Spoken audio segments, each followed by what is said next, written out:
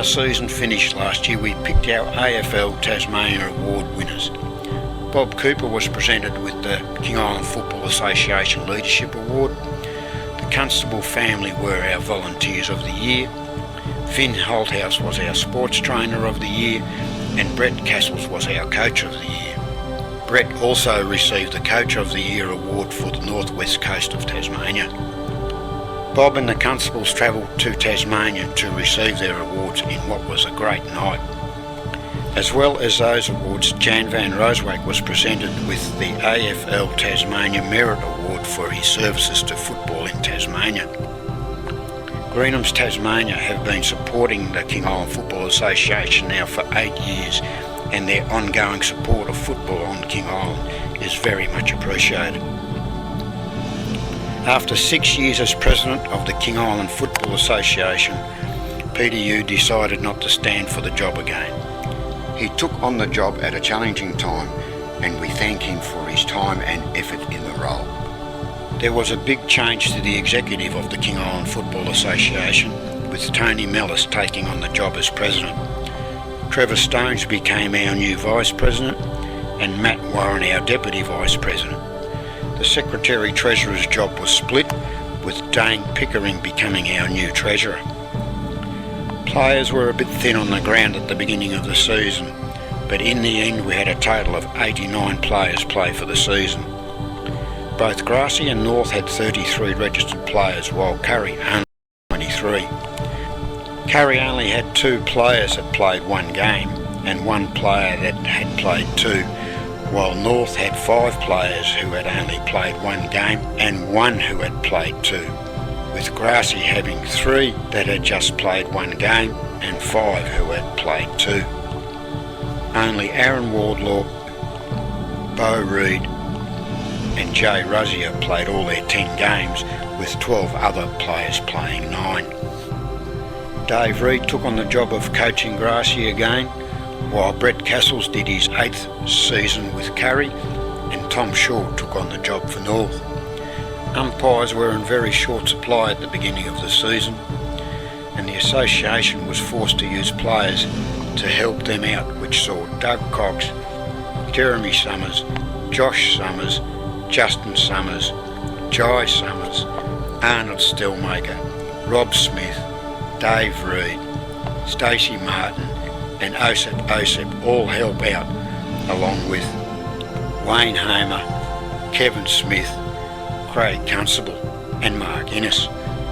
Last year a total of 408 goals were kicked, while this season there was only 336 kicked, with Curry kicking 155 of them.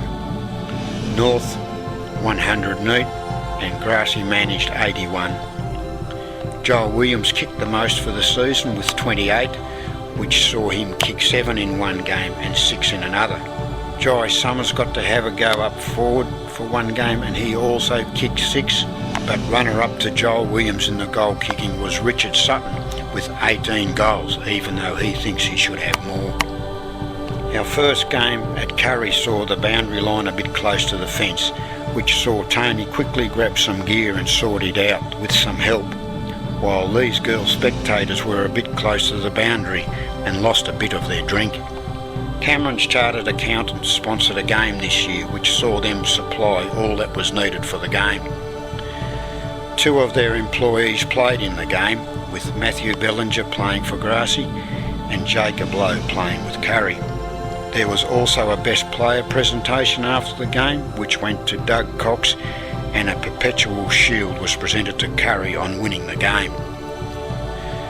There were a few changes around the oval this season, with stage 2 of the pavilion upgrade getting underway, which saw the canteen move forward and a new undercover area made, which will be handy on wet days.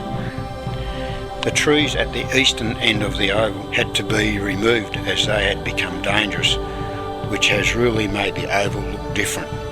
And on the Saturday after their removal, Tony spotted a hanging branch that he tried to pull down, but even with the help from Stacey they were unable to get it down. KIFA Life member Bob Cooper gave us all a bit of a scare when he ended up in hospital in a bad way. but the removal of the end of his finger fixed things up, and it was good to see him at the footy again. Grassy held their annual Clash for Cancer round against North at Grassy, which saw all teams and officials wearing yellow armbands to recognise cancer health for men. I never thought I would see the day where Tom Graham would wear a North top, but he did here, while Mark Ennis nearly got wiped out by Rod Graham when he was goal umpiring, and Wayne Hamer got tangled up with some players and bit the dust, which he found a bit embarrassing. Now let's look at some of our favourites. Doug Cox, winner of the medal in 2013 and has had another good season with Curry. He is an elusive player who always seems to be able to make space for himself. He runs all game and is always there to receive the ball from teammates, which consistently catch opposition players off guard. Justin Summers, winner of the Keating medal in 2011 and 2015 and has had another good season this year. He has had an outstanding year as captain of North again and leads his team by example.